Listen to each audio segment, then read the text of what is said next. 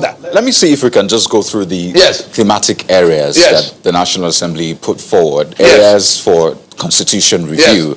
Talks about gender equality for women and girls, federal structure, and power devolution, which I think you have also talked about.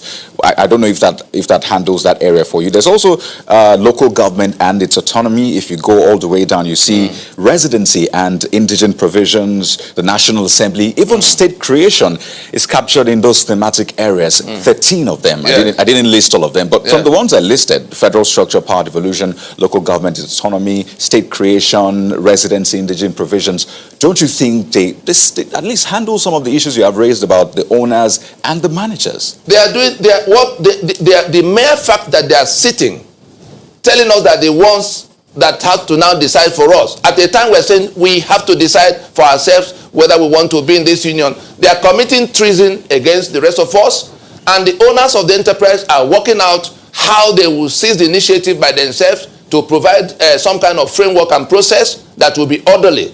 The constitutional force majeure is to say that our social contract has gone bad. The basis of being in one union have been truncated, and the owners of the enterprise now wish to bring an end to this imposition that is tormenting them, that has seized their assets, that is now exposed them to where they are being eliminated for extermination as a people on their spaces. And so it is the right to self-determination that have been truncated by the jettisoning of the constitution that was built on that right. The meetings of Lancaster House before independence, was in respect to the self-determination right of the units that will federate. Our federation has collapsed. If we continue to pretend the country will collapse on us. All right, Mr. Tony Nadi, we do thank you very much for your thoughts. Of economic and social policy, and to set our country on a steady growth and development path rather than an episodic growth path, I have become increasingly convinced that Nigeria needs a social contract.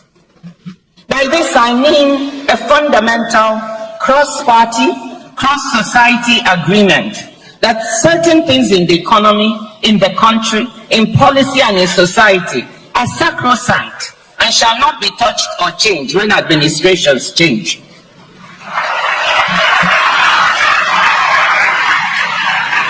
And the private sector and Nigeria's civil society, including influential actors like the NBA, have important roles to play in policing a social contract and holding the political class accountable.